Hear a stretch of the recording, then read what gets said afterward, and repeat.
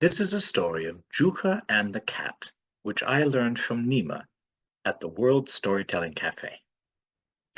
Juha was very hungry, so he went to the market and bought 3 kilos of meat. He brought it back to his wife and asked her if she would cook it, and he would come back later. His wife, she cooked the meat, but she couldn't resist having a taste, and soon she ate all the meat with her neighbors. When Juha came back, he asked where was the meat, and his wife said the cat ate it.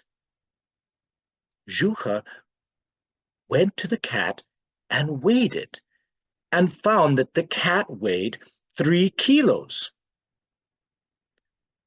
He said to himself, the cat weighs 3 kilos, and the meat was 3 kilos.